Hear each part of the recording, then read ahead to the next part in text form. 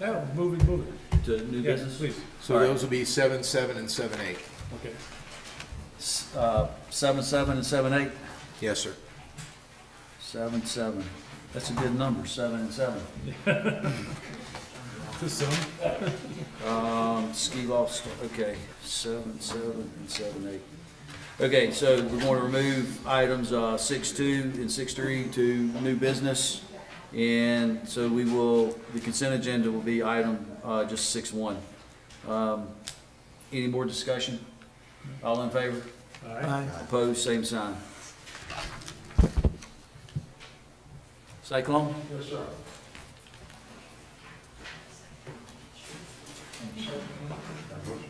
Good afternoon, everyone.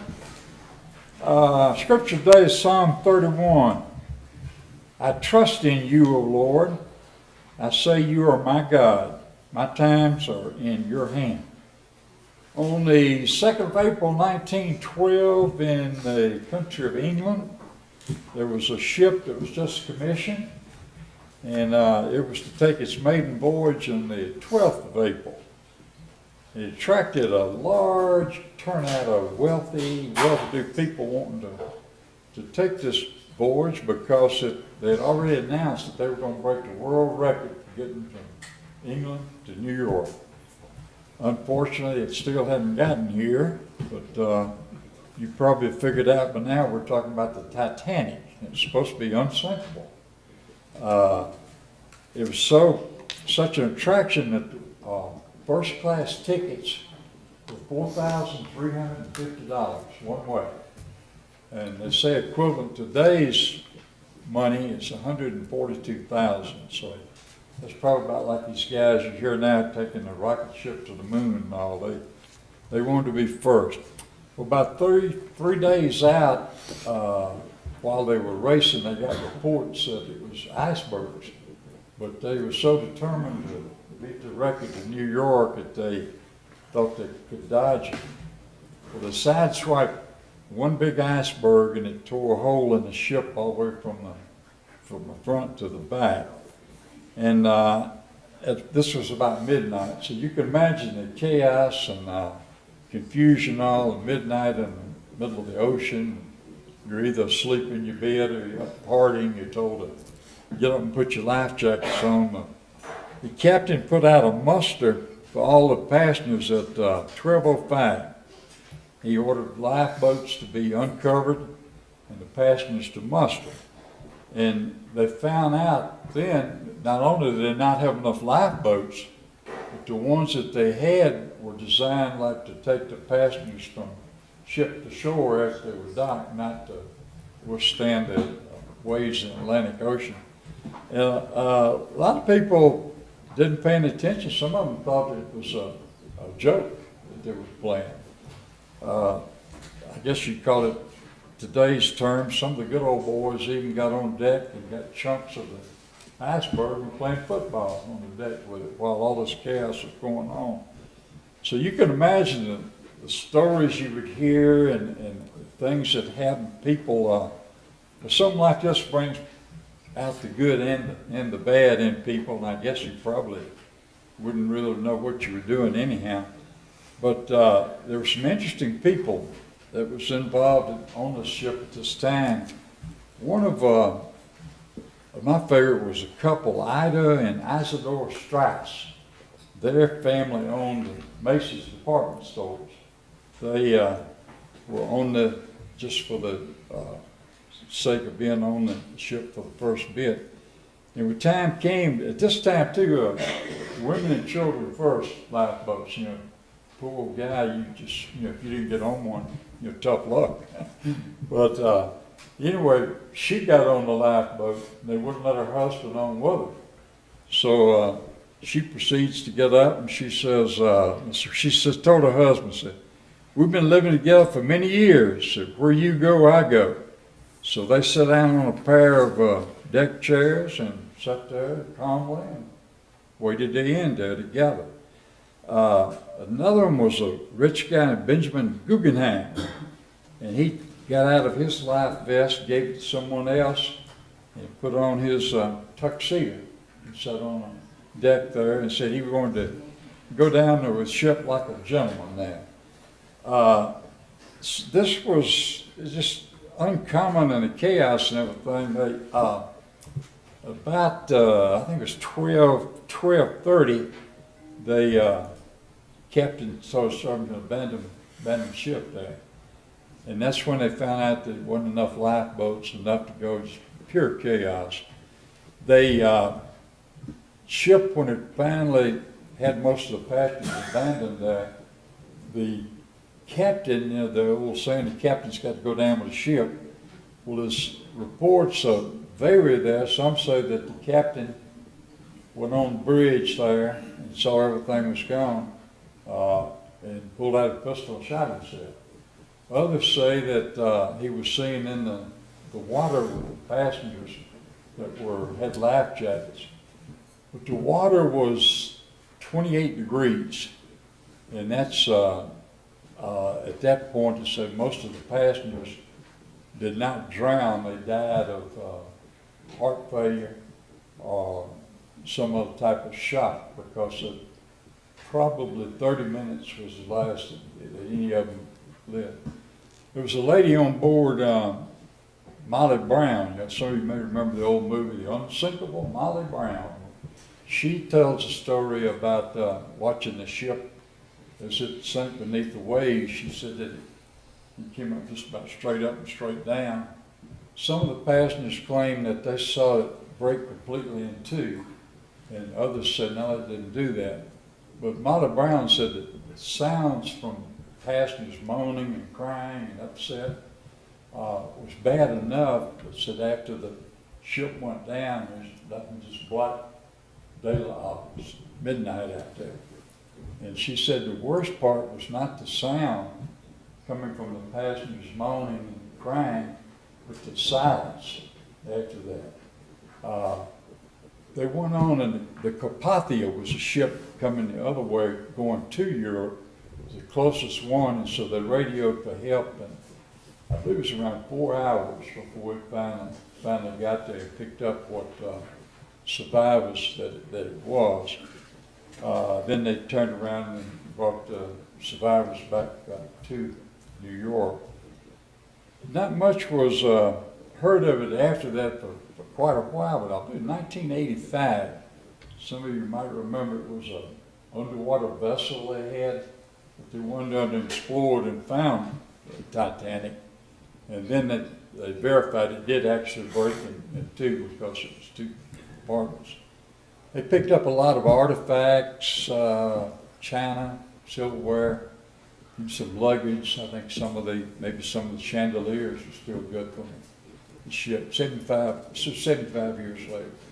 But they said the most horrifying discovery was in the debris there of the ship would be pairs of shoes, two together, just shoes, nothing in them. And then they determined that it had been bodies in them, but in the sea they had disintegrated. The only thing that remained was the shoes. After this, it became a kind of obsession with it. There was a big movie about it, and they claim it was the first movie to ever make $1 billion. I think it had music was number one and all that. But today it's still rusting there, and it says rusting away, and probably in a matter of time it'll just be kind of a bucket of rust in the ocean, which is really kind of sad to think here's the greatest ship in the world, supposedly, and unsinkable. And I guess it goes to prove there's no such thing as unsinkable, and we better put our faith in the man upstairs and not in a boat that's supposed to not sink. Would you bow your heads, please? Lord, we thank you so much for this opportunity of all of us to come together. We thank you for this beautiful day. We pray, Lord, you'll be with all of our officials, and especially the United States of America and Beach Mountain. Amen. Amen. Amen. Stand up for Pledge of Allegiance, please. Pledge allegiance to the flag of the United States of America and to the republic for which it stands, one nation, under God, indivisible,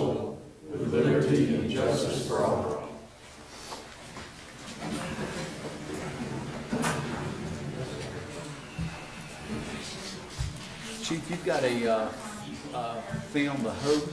Yes. Let me get to that. Are you ready? So this is, these folks came to Beach Mountain. These folks came from Watauga County up to Beach Mountain to interview a few people. I think Art and Fred, Jamie Accardi, to talk about the resiliency of Beach Mountain. And this is like a 4-minute clip of the interview. In 46 years.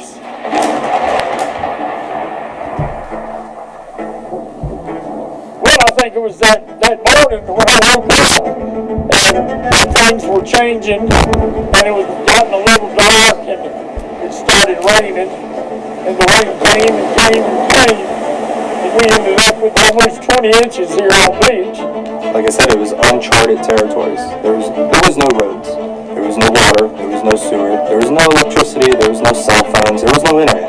It was totally isolated. You know, it was scary for a lot of people because you've got, like I said, you've got homeowners here who are comfortable, but then you have the people who came up here to visit and enjoy Beach Mountain. Boy, what a shock that is, you know. Welcome to Beach Mountain.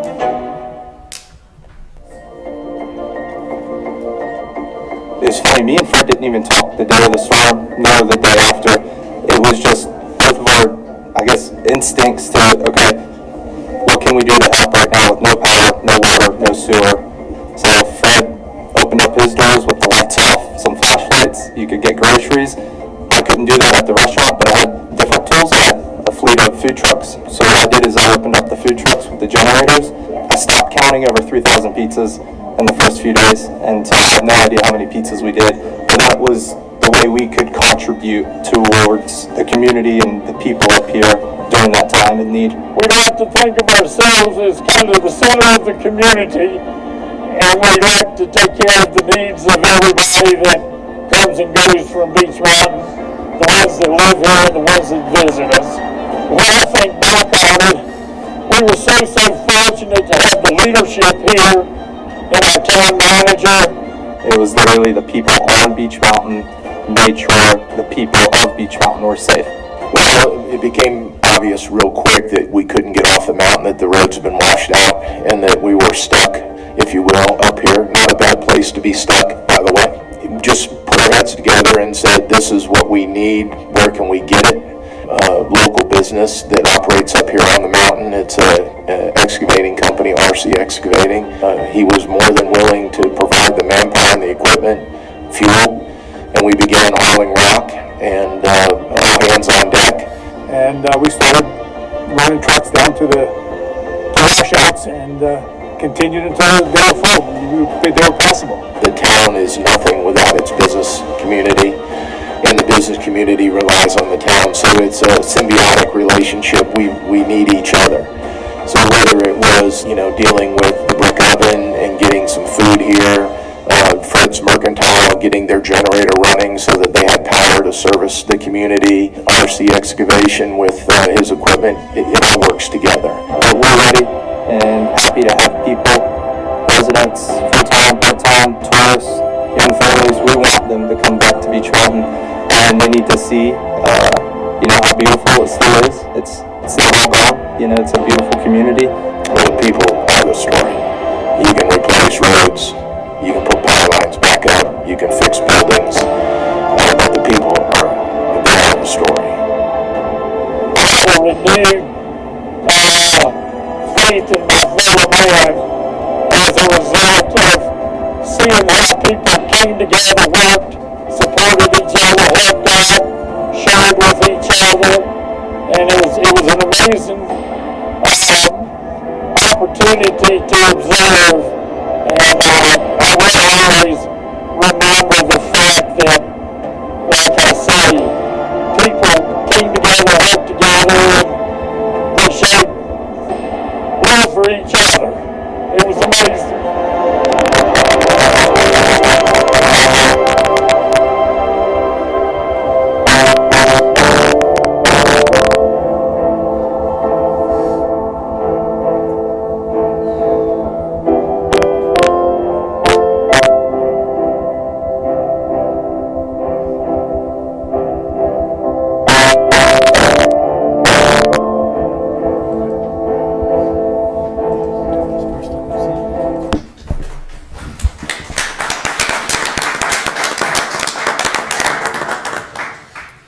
2 weeks ago, we had a pretty massive fire on Beach Mountain condominium complex.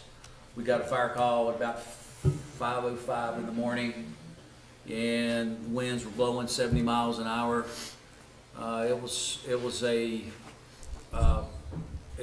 one of the largest structure fires we've had up here in some time. And we had mutual aid that we called from Linville, from Banner Elk, Cove Creek.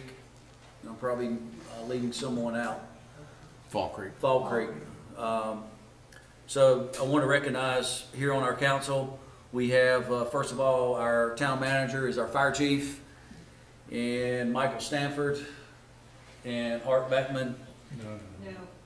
I'm sorry, Art. Wait a minute, let me scratch that out. You are not a fire. We're gonna sign you up. Live for old people. There's an application on your desk. Is that what that was? Art will be our newest, oldest member. And Alan. So, And yourself. and myself. So it was when we got out of the fire truck, it was fully engulfed. The winds blowing 70 miles an hour, a roof blew over our head. We don't get that many up here, so your backside puckers a little bit, and because it could have been a lot worse than what it did. And our fire department, and all the other surrounding fire departments, they did a fantastic job. 8 hours later, knocking this fire down. But the most interesting thing that happened is on our fire department, we have SOPs, and you do not deviate from the SOPs. And one of the SOPs is making sure that you don't take a personal vehicle to a fire. So I think this is probably in the first time in the history of Beach Mountain's fire department. Stanford is our ski patrol director, and his turnout gear was at the ski resort. So he hopped, and the fire was adjacent to one of our ski slopes. So Stanford felt compelled to join us, breaking rank, and that's Stanford that showed up on a snowmobile. Properly dressed, I might add. Yes. The only way you can.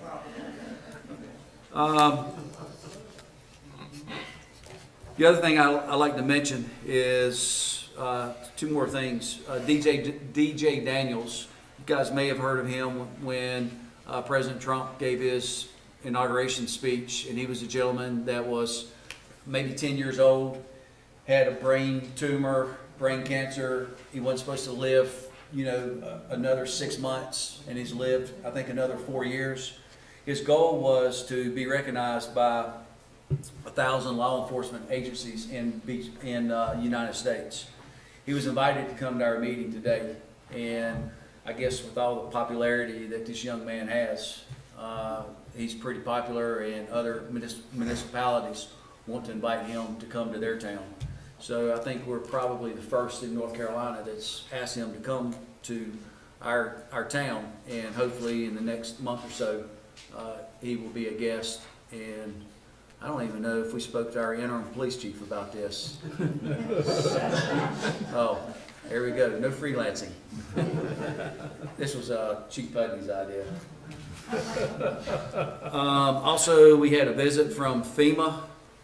This was from a high-ranking individual, and she and I met kind of through some emails, and I disagreed with one of her emails and let her know it. So she felt compelled to come up here and discuss it with me. And I found out that we had something mutual.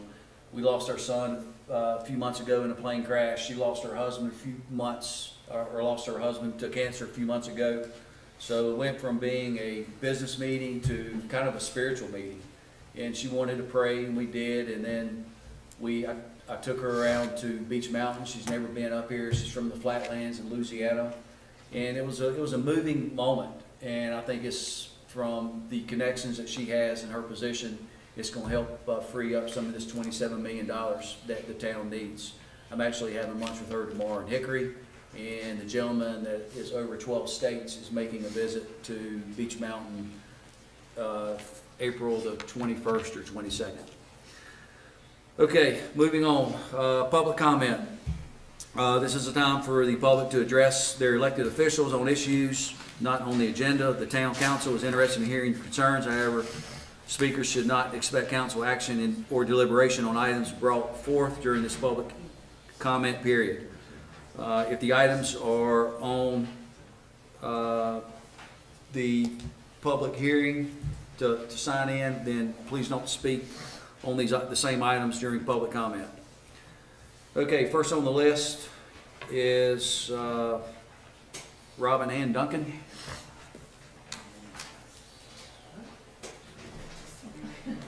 Sorry, he's not here, but he has asked. Incognito. Incognito. All right, let me go incognito. Do I call you? Do I call you Mr. or Mrs. Duncan? Hey, you can call me Ann Duncan, okay? That's Robert's wife. I am here to represent Ann and Robert Duncan in reference to the new rezoning that is going to be discussed today. And as far as they go, they have given me something that they want me to read here at town council so that This they is are about- on record. Is this about the Yeah, so hearing? if this, That should be brought forward at the hearing. so this has got to be brought That's the public forth hearing. in the hearing. I'll hold it to you.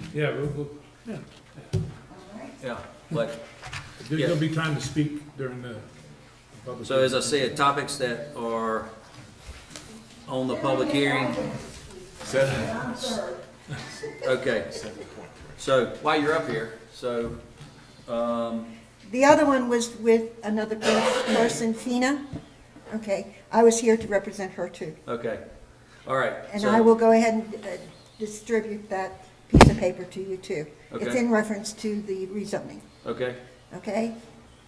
And I'm up here miscellaneously. okay. So, the next person that we have to, Are you gonna allow Eva Jones to speak? I thought you were going to discuss the rezoning. It says miscellaneous. Okay, I'm Doesn't it? sorry. Yes, ma'am. Well, is it, wait a second, is it Mr.? Eva Jones is on the third line, I got right? you. Thank you, Mr. White. Hi, I'm Eva Jones. I live at 100 Seaway Road here on Beach Mountain, and I'm one of the good oldies. I go back to '74. And I am also one of the first persons to be associated with the developer up here on Beach Mountain, who actually built the 2 round houses up here. Okay? It was Gary Edelstein and Jerome Bernstein. And we actually brought up people to Beach Mountain and sold property up here through them. Right, Tim? Tim should know, because I also worked with Vernon and Tim on many occasions. But what I'm concerned about is we have been thrown an awful lot of rumors, gossip, different kinds of ideas of what's going on in the mountain at this time. Lots of development ideas that are being thrown at us, like the 470 acres above Oz. Whether Oz is connected or not, we don't know. There's a lot of uncertainty and a feeling of despair in a lot of people's decisions on what's happening up here on Beach. But most of all, I'm also very concerned about the garbage up here. This winter, we went through so much garbage and so much debris because of the constant traffic that we've had. And yes, economically, it was wonderful. But we do have a problem with the garbage. Now, I personally cannot use the garbage area because I live in a condominium. So therefore, I have to go down to Banner Elk or to basically Watauga County because I'm a Watauga County resident, okay? I feel a little alienated out of it, and yet this winter I went around and cleaned up a lot of our streets. Closed a lot of barricades that were left open, a lot of garbage that was strewn all over the streets, and I fortunately have a 4-wheel drive truck, so I'm able to dump it. And then, where do I take it? Well, I can take it by an owner giving me a tag, because he wants me to pick up his garbage and take it over. Or I do what I normally do and taking it to Watauga County Garbage Disposal, or even Banner Elk. They've invited me there, very warm-heartedly. So I would really ask, because I've asked 3 months ago, for a clarity about our garbage. And I know it's in the ordinances, but now we're going to be fined if we have garbage outside of our homes, whether they're from your garbage can or not. It could be another house that the bears or animals have brought over to your property. You'll be charged, and there will be 3 charges from what I understand. It hasn't been made clear yet. A lot of those barricades that we were asked to provide and pay $1,000 to $1,500 per barricade are destroyed. They're not locking anymore. Doors are off. They've been basically hit and they're out of the ground. And I can show you lots of pictures because I have them. What are we going to do? And I would like to have some clear direction on a basically perhaps a bulletin or something that we can actually give out to the short-term renters and to the people that are up here. We don't have it. Don't ask me to read the ordinance in order to understand. Put together a concise bulletin that can be given to everybody, and I'll be the first one to deliver it to every house. I'll volunteer for that.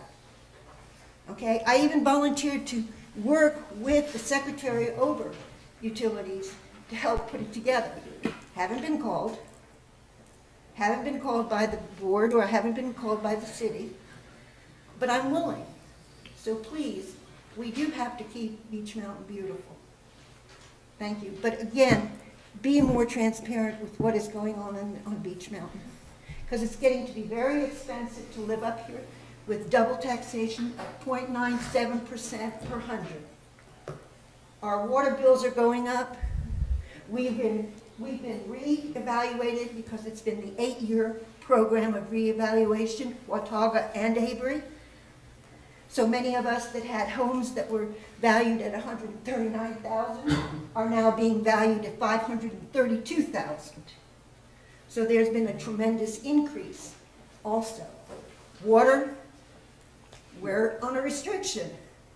How are we going to do all these developments that are coming in or wanting to come into Beech Mountain? How are we going to sustain that if we can't sustain ourselves and be out of water by August? So please, take consideration about us, those that live up here full-time, because it's getting to a point that the full-time residents are getting to a point that they can't afford it anymore. The highest rate in the state of North Thank you. Carolina. Thank you, Ada. Thank you. Okay.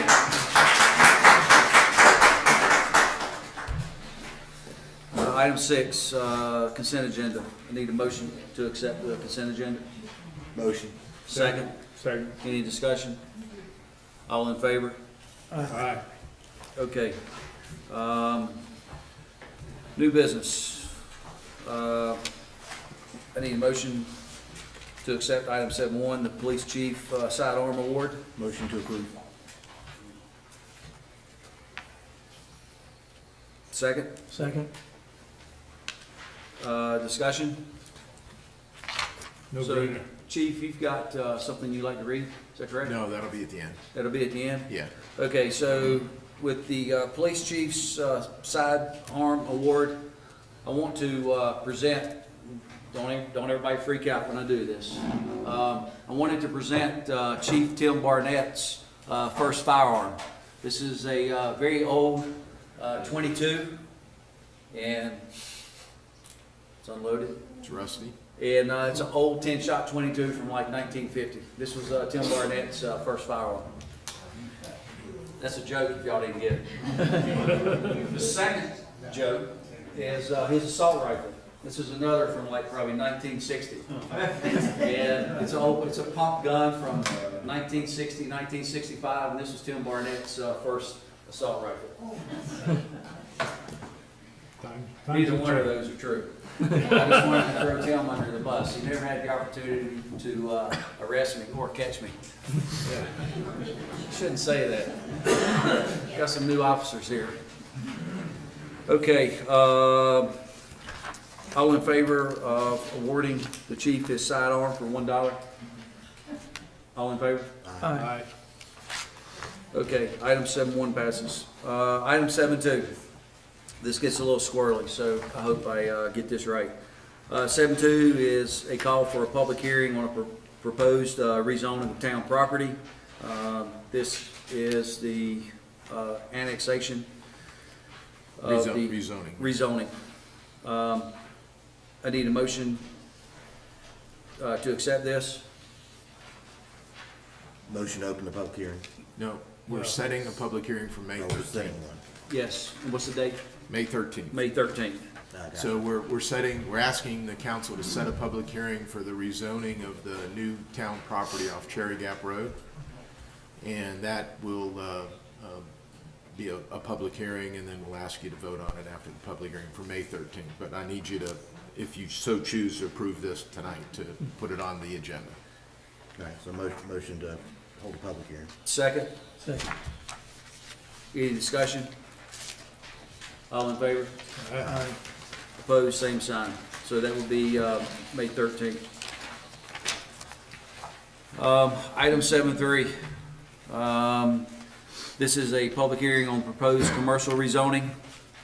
And council will not respond to this. It's going to be a public hearing, and council will not respond to the comments from anyone that cares to speak. So I need a motion to open the public hearing. Motion. I need a second. Second. Okay. So whoever would like to speak on this public hearing, now's the time to do so. Eva, I think that what you were going to read is it connected to this? Would you like to speak? Sure, if I'm allowed to, I'd like to read off what they asked me to read. Sure. Okay. And I've also given it to the individuals that are also related to the properties, okay? This is from Fiona Diaz. She actually lives and owns the property that used to be Ridgewood Realty, which is the second house on the right as you go down past the park area. There's a house up on the right, and I'll be reading that in a few minutes, and the house next to it with a red roof. Okay? They are going to be the ones that are going to be most affected by the rezoning, along with Top of the Beach, VCR, and Beach Outlet. But what they asked me to do is here, and bear with me because I didn't bring my glasses with me. Okay, there he asked, as per our, Diane Diaz says, as per our conversation, I would like Eva Jones to represent me, Josephina Diaz, for the Town Council public hearing on April 8, 2025, regarding the proposed rezoning of RZ 2025-1329. Based on what information has been provided, I have concerns regarding the proposed intentions of this rezoning. The section, and it's mentioned as 1950-00-20-6285 and 1859-06-29841. My property will be directly impacted if any intentions for this rezoning will be for S special use in future. My property is used for residential purposes and will stay residential as a retirement home for me and vacation home for my families. Questions. Would Mr. Elder consider selling 1 acre parcel? What impact does this have on water supply, which is already strained? What kind of impact on the environment will this cause? And what impact on the wildlife on the mountain will it cause? As a concerned owner, I have been visiting Beech Mountain since 1980 and finally was able to find a beautiful property in 2018. I would like the Town Council of Beech Mountain to be aware that I am very concerned about this rezoning request, and I will wait for results of this meeting. They are only concerned in reference to the short 1 acre piece that aligns to their property, which they would like to keep as a green zone, so that it wouldn't impact anything else that would go commercially behind them. The other person that I am representing is Robert and Ann Duncan. Where is, here it is. We are requesting and authorizing that you represent us at the April 8th, 2025 Beach Mountain. Ms. Eva Jones. The Town Council public hearing concerning the rezoning of the property owned by Walter E.C. Elder and Mary Margaret Burnett. The parcel numbers are identified, and I've already read them. We have concerns that this could negatively affect our property at 600 Beach Mountain Parkway, Avery County. We are mostly significantly and specifically concerned about the .97 acres lot, which is closer to the location of our dwelling. Although our property is zoned commercial, it has historically been used as a residential property, and that it is intended and is going to forward with us and our heirs. That property actually does have history too. It was actually given to Coach Dietzel by Carolina Caribbean. And then the Brambles brought it, and now the Dunns, who are the owners because the parents have died, Ann is the daughter. And she would like to continue keeping it as a home and residential. We have history with the town going back to when William C. Bramble had problems with encroachments which displaced or covered up property monuments. We have problems recently with displacement of property markers and trash being blown onto our property from the town's trash facilities. We also have had a chat from the town access to the old facility washed down into our property, which has resulted into killing most of the trees on that part of the property. The town has never offered to clean up that road material, although the periodically clean up sometimes some of the trash. There's also the issue of town water shortage, which is ongoing. Building of anything that has needed for high capacity water could have a direct result of living conditions, as it is assumed that the water would have to come from the exact direct source that we get our water from, and our sewer. So those were the two comments that were being made by the two individuals that would be directly in, as a result of the rezoning. Thank you. Thank you. I need a motion to, Any other speakers? I think she's the only one. Anybody else want to speak on this topic? Okay. I need a motion to close the public hearing. So, I need a second. Second. Very good. Item 7.4. This is ordinance to rezone approximately 7.5 acres of the vacant land to commercial service, which is CS1. I need a motion to accept this. motion accepted, motion not discussed.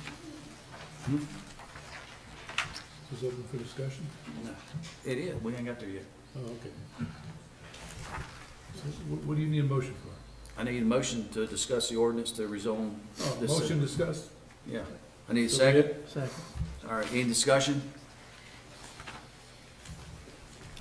I mean,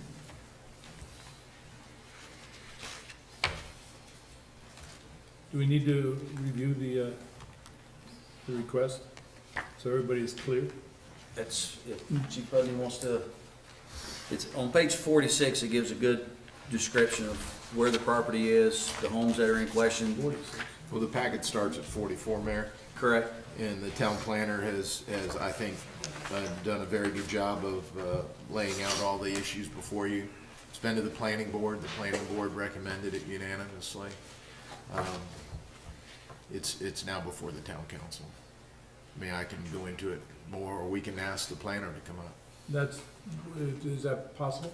You can do, it's your Yeah. meeting, you can do anything you Yeah, I want. mean, one, I'd like to hear from the planner, and then also I understand the owners are here, I'd like to hear from them as to if they have any intentions with the They property. can't speak That, on that it. would not be appropriate after the public hearing has been closed. That was their opportunity. Yep. Okay, I didn't mean to step on you. Preston, You're both gonna jump would you on. come up, please? So, this is Preston Yates, our town planner, who put this packet together for you to make a decision. He can answer questions on anything in the packet that you're looking for. I'm not sure what specific questions you have. Oh, the question I have, presently, it's zoned what? It's partially zoned CS2, which is a commercial services zone, and then there's a portion that is zoned R3A, which is high-density multifamily residential. All right, and under this change, that goes away, right? Under this change, they would be rezoning the entire piece to CS1, which is a commercial service. Commercial, which means what can they build there? I know we have a whole list. Yeah, there's a here. list in there. You know, there's some changes. You know, obviously they couldn't do any type of residential development, like a multifamily residential, but Right. they could do like a hotel as a special use. Churches are allowed use in that district. Banks are currently allowed in the CS2, but not the R3A. Restaurants would be another permitted use. That's not allowed in any of the other districts. Retail, like services, shop sales, is a permitted use in the CS2 and the CS1, so they would be allowed to do that as well as permitted use. Mixed use residential would be a permitted use in the CS1 district. But although they'll be allowed to do all these options, they would have to come forward and present something in an idea to, I mean, but they don't get a blanket, okay, we can do this now. Well, They still have to put plans forward, and yes. we'd have to approve whatever They would, anything that's a permitted use as a P in this list would be staff level review only. right. And they would just have to meet the technical requirements of the code, just like the other commercial properties on Long Beach Mountain. So anything that's permitted in those areas would be permitted there.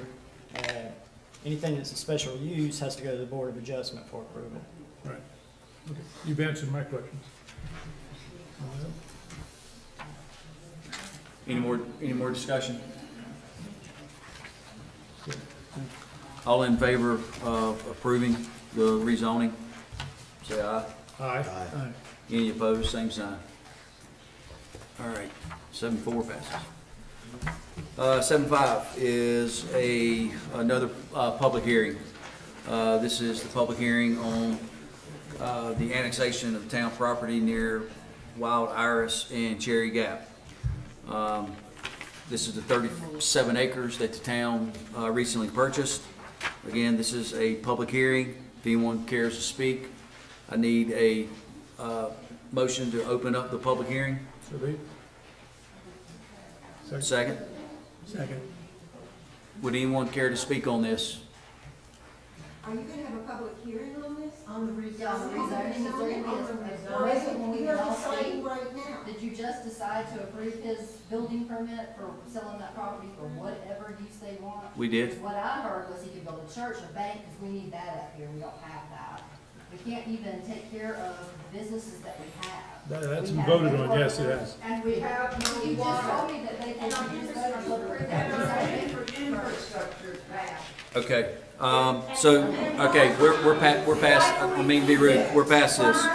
So, on item 7-5, this is a public, okay, guys.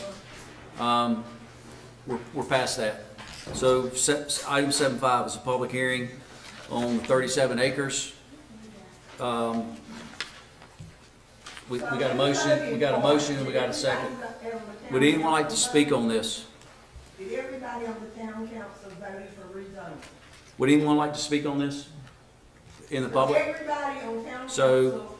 all right, so agreed on the I need a rezoning. motion to close the meeting, close the public hearing on 7-5. Motion closed. Where are you gonna get the Second. money to do this? Raise Second. taxes again. All right. So this is closed, item 7-5. And no water. All right, item 7-6 is an ordinance to annex the town property near Wild Iris Lane and Cherry Gap. I need a motion to accept item 7.6. Motion. I need a second. Second. All right, any discussion? Any discussion on this? You guys good with it? Need any further explanation? Okay, all in favor, say aye. Aye. And same, opposed, same sign. Okay, so Art wanted to move the consent agenda 2 items to new business, item 7.7, which is the ski loft stormwater project resolution. I need a motion to open it, to accept this. Motion. Second. And Chief, would you like to, you have some I questions? mean, basically, what's the story behind this? Okay, well, this item and the next item Yes. are to finalize the Ski Loft Road project.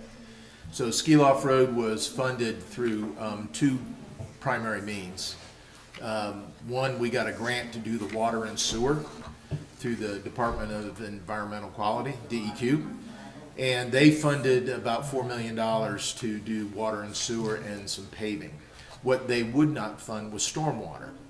So the stormwater, that was the curb and gutter and the drains. So the stormwater would have either been funded by the general fund, or we had a $14 million direct appropriation from the state that was identified for Lake Coffee. That also includes stormwater at Lake Coffee. So we petitioned the state to take $1.3 million of the $14 million direct appropriation to use in the ski loft stormwater. They approved it. That's how we paid for that project without using any tax money. And so these 2 items, the first one you have, it acknowledges the acceptance of that loan, or that appropriation, it's not a loan, from the state in the exact amount and where it came from. And so if you should pass that, then you'll go to the next item, which is the ordinance, the project ordinance that closes that out with the same amount of money being moved from the direct appropriation to the stormwater project, the ski loft project stormwater piece. I just didn't recall that we were able to take out of the 14 million, and that's why I got confused, but Council actually had to pass a resolution to do that with the state. The state DEQ required that. What this is really doing is closing out the project, showing the project where we got the 1.3 million, where it came from. And then the next item, should this be approved, is the project ordinance that closes it out. Understood, thank you. So can we, so after we vote on 7.7, can we include 7.8 since it goes hand in hand, or do we have to have the same discussion? Well, you took it off the consent, so let's have 2 votes. Okay. We have Very 2 good. items. Okay, I'm so sorry. any more discussion on item 7.7? So need a vote, all in favor to approve? Aye. Opposed, same sign. Okay, item 7.8 is the ski loft, the old item 6.3, ski loft stormwater project. I need a motion to accept this. Motion. Second. Second. Any discussion? All in favor? Aye. And opposed, same sign. Very good. All right, that concludes new business. And Chief, you're up. 8.1 is the financial report. The benchmark is 67%. Steve has given you a review of the general fund as well as the utility fund and the sanitation. I can answer any questions you have. Basically, the benchmark for the year, we're at 67% of the fiscal year. Our revenues are at 68%, so we're about 1% above on revenues. More importantly, if you look down on the general fund, we're at 60% on the expenditure side, so we're about 7% to the good.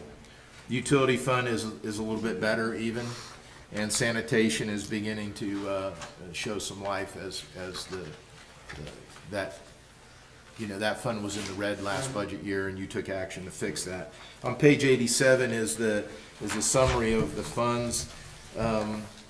It reflects the same issue. More importantly, down at the bottom is where the dollars have been invested. And Steve told me yesterday morning, I believe, that we had a very good year for investments, so we've done very well. And this shows you where the investments are and where your money is being kept. So before I go into staff reports, Chief Barnett, first thank you for approving his service weapon to be gifted to him along with his badge. We did have a very nice retirement ceremony for him. Chief Miller facilitated a last alarm, last call over the radio, which was very good. But what happened was it embarrassed him to such an extent that he just wanted to leave. He didn't want to have all the pomp and circumstance, so he didn't come today. And what he did is he sent me a letter and he asked me to read it to you. So if you would indulge our retired police chief, I'd like to read this. It says, "Dear Beech Mountain police officers, telecommunicators, and community, my family, I have greatly enjoyed every single moment I have served as the chief of the Beech Mountain Police Department, and I will miss the department immensely. It was my goal as police chief to ensure the police department and its personnel were the best trained, best equipped, and best led police department in the nation. I had the opportunity to promote and hire outstanding personnel to assist me to ensure we achieved that goal. Our team has done phenomenal work. The Beech Mountain Police Department is a proud group, and I am proud to have worn the uniform with distinction. Over the years, we have significantly decreased crime and have developed internationally recognized community policing programs to benefit our residents. There have been many innovative community policing programs that have been implemented to engage all members of our diverse community. Programs such as Coffee with Cops, town halls, Senior Watch, and assisting with medication pickup for our citizens are a few of the community building programs that have fostered a sense of trust with our citizens and the police department. I conclude my law enforcement career of 30 years of public service. My time here at Beech Mountain has been overwhelmingly rewarding in my career, and I have had the opportunity to build friendships with many members of our community and within the department that will last a lifetime. I thank the community of Beech Mountain for all their support. About 30 years ago, the residents of Beech Mountain welcomed me with open arms, and it was my mission to ensure that we provided our citizens with exceptional police services. I thank Mayor Abernathy, as well as all of the past and present council members and mayors for their unwavering support of public safety. Thank you for listening to my message relating to police staffing and how important it is to ensure we have enough officers to deliver essential police services to our very deserving and growing community. I also want to thank our town manager, Chief Bob Putney, for his leadership and trust in allowing us to become one of the most innovative and respected police departments. A special thank you to all of the town department heads and town staff for allowing me to work hand in hand with you to share in providing services to our outstanding community. Last but not least, I wish the very best to the police officers and our telecommunicators that comprise the Beech Mountain Police Department. They have a very difficult job. I love, respect, and admire them for risking their lives every day to protect the members of our community. Our police officers and staff truly care for this community. May God bless the town of Beech Mountain and the police department. Thank you for allowing me the privilege to serve as your chief of police. Respectfully, Tim Barnett. And I know he's watching, so thank you, Chief.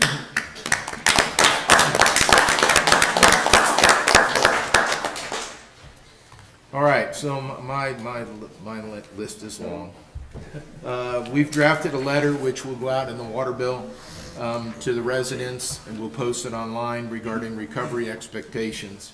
We'll send this out as soon as possible. And basically what it does is just puts in writing what the community can expect as we go through the recovery process. We receive calls every day on why my road's not fixed, why my ditch is still full of debris, why the debris is not picked up, why there's a transformer on the side of the road. And this letter, although it's not detailed, it gives some expectation of what the community can expect in the recovery. And it's going to be longer than shorter. So with your permission, I've shared it with the mayor. We'll put this in the water bill and post it publicly and try and keep people up to speed. On recovery, we've expended actually dollars out, $3.6 million of the $9 million we have available for this recovery.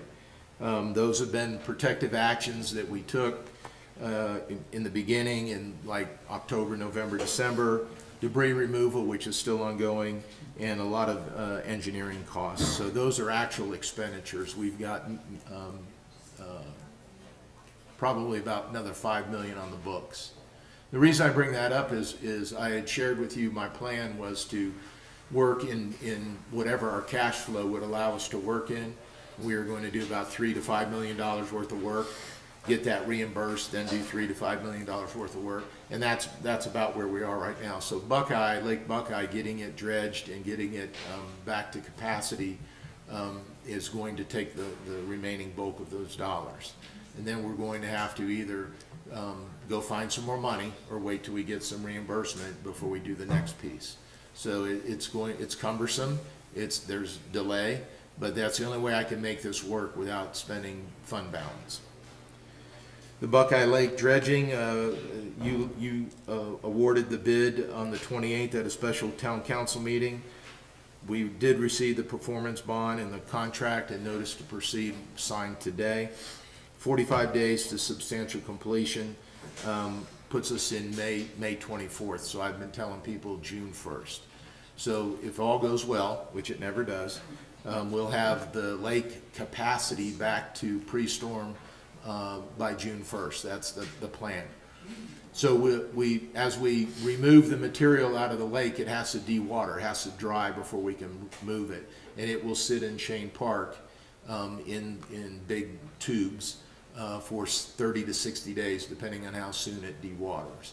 And then we'll make arrangements to move it to the site on Cherry Gap that you addressed today by annexing it. So that's what we're doing on Buckeye. On Pinnacle Ridge well, the well, we've pulled the pump. The contractor will be there, I believe, tomorrow. They'll be cameraing the well to that analysis to tell us what's happened down there and how to move forward. On debris, we've established a system for Public Works to sign off on road clearance with the contractor. As far as we're concerned, they have not completed their first of 3 passes in the town. Very difficult contractor to work with, very difficult to get people to work to come up here. The contract says they have to have 10 trucks per day, and you're lucky to find 1 or 2. So the debris removal is becoming a problem. We've removed 58,000 cubic yards today, as of today, and that's off of an estimated 80,000 cubic yards of debris. So we've still got about 23,000 yards to go. And we're working with Mountain Electric and Skyline to pick up their wires, transformers, old poles, the things that you see laying on the side of the roads for the last 6 months. On roads and culverts, we've actually made progress since my last report to you with the FEMA folks. Most roads and culverts have been inspected or will be inspected by the end of this week. Now we're waiting for the write-up, the damage assessment, and then it goes to the CRC, which is in Virginia. It's just a group of people who review everything and ask questions. And then we ultimately get the project obligated, which means actual dollars then are assigned to the project. And depending on the size of the project and depending on how it's focused, the money is either available immediately or it's on a reimbursement draw basis.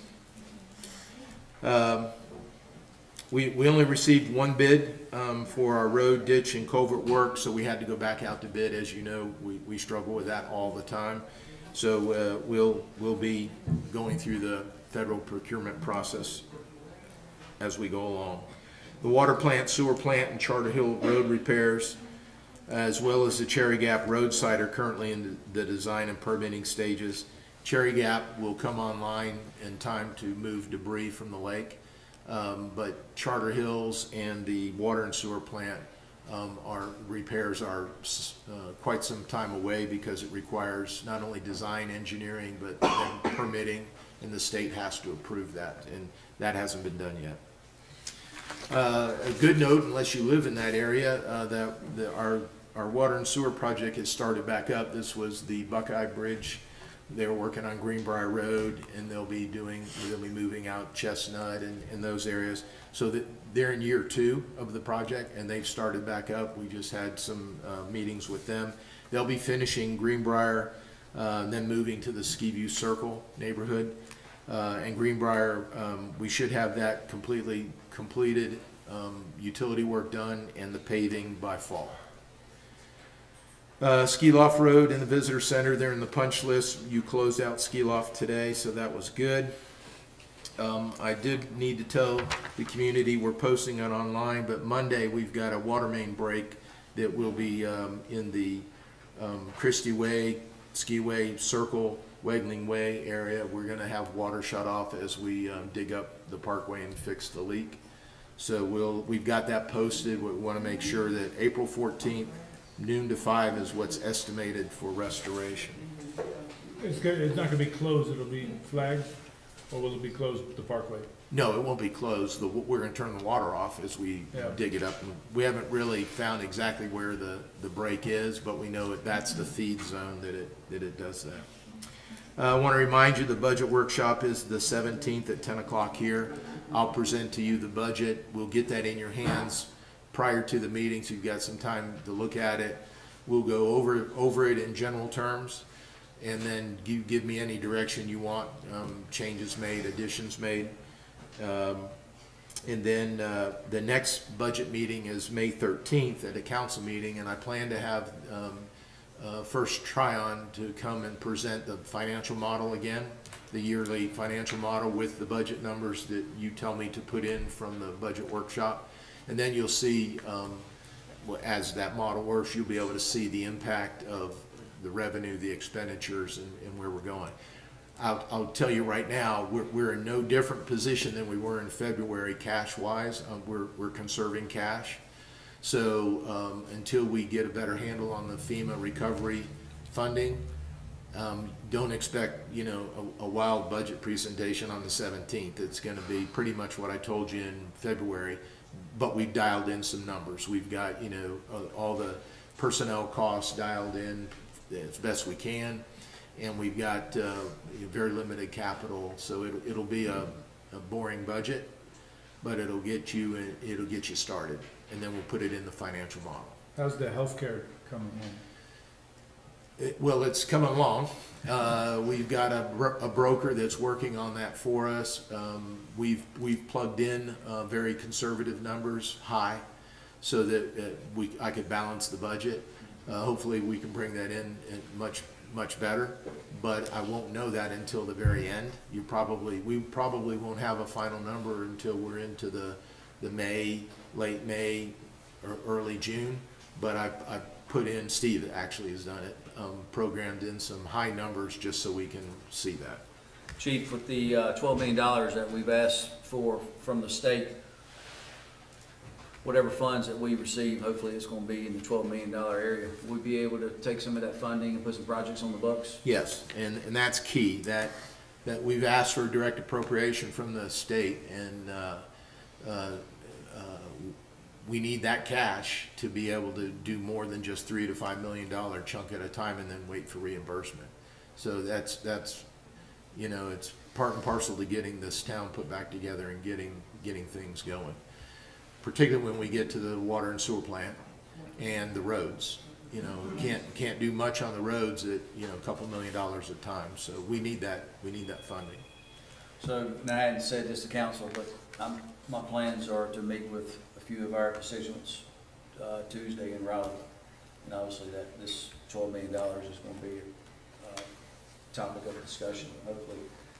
I think they've given us the nod, but until we get the money in our hand, we don't know. I need to check. Yep, bring us a check. Mayor and council, that's my report. Okay, thank you, Chief. Alan?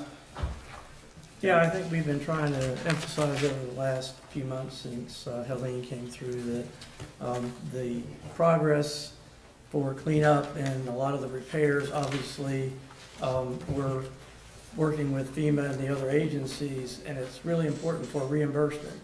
because if we don't get reimbursed, then we have to come up with the money some other way. And so we're just continuing to ask for patience for this, and just be aware that the town manager is working hard to ensure that we don't end up with a big bill at the end of all the cleanup that we have going on. Yeah, one, I want to acknowledge, you had a retirement dinner for Chief Barnett. Chief Barnett is, in my opinion, a special person that we were able to have in this town. I knew him, we knew each other, before the storm hit. He stopped me once, so we got to know each other. So, I got one of his lollipops, if anybody was there will understand. But, I really got to know him the days, the hours and days after Hurricane Helene. He sat right there in that spot. Every time I was here, he was here, taking care of things. And we got to know each other a lot better then, and he's one special guy. I'm gonna miss him. The town will miss him, the officers will miss him. So I just want to acknowledge his service to this town, and I hope he is listening. Secondly, I heard all the grumblings when we passed this rezoning, and I don't understand. We gave everybody an opportunity to talk. Nobody wanted to come talk. We went ahead with what we felt was right. I appreciate, people attending, but this is, it's been discussed before, it was discussed again, and we've made our decision. Thank you. How much is it gonna cost to rezone? Stanford? I really don't have anything to say. Sorry. Just because you're Sounds like sick? it hurts. Just because your throat's sore? Yeah, just a little. So just a couple comments on the commercial property, is that for years and years, we have been trying to attract commercial properties to Beach Mountain. And we have gained zero traction. When we, Chief, correct me if I'm wrong, when we sent out a survey and we asked people what they wanted for Beach Mountain, the number one common denominator was they wanted more businesses to come to Beach Mountain. They wanted more commercial services. So, also, and what I think economically, that this is going to benefit Beach Mountain personally, and this is just my opinion, personally, and I have spoken to other folks. This area could be developed if the elders wanted to develop it into multi-homes and condominiums. They certainly have the right to do so. This is one of the few properties that we have left on Beach Mountain to have an economic impact to Beach Mountain. And again, I think long-term, it's going to be good for Beach Mountain. Personally, Please. Well, what about? Please. So personally, rather than having condominiums and multiple homes up there, let's turn this thing into an economic driver to Beach Mountain. What I said probably 3 or 4 years ago, what I had envisioned in part of this area is having a professional center in town where we could have 6 or 7 professional offices with, you can have a physician's assistant, you can have physical therapy, you could have a stockbroker, an accountant, or someone a professional that wants to semi-retire, and they've got a professional place to go to, and a professional office, rather than using their home, or folks that are going to Banner Elk to see a physical therapist or a PA or whatever the case may be. So again, I think for an economic driver for Beach Mountain, that this is a good start. I'd like to thank everyone for attending our meeting, and if you have any questions or concerns and you don't feel like your voice is being heard, reach out to your councilman and/or what I've asked our council to do is that when some of these questions are asked, everyone could potentially have a different response. And if they would reach out to our town manager, and just like what Eva said, I want some clarity. And what I suggest is reach out to Chief Putney and get the clarity that you've asked for. So this concludes our town council meeting. Thank you. Thank you.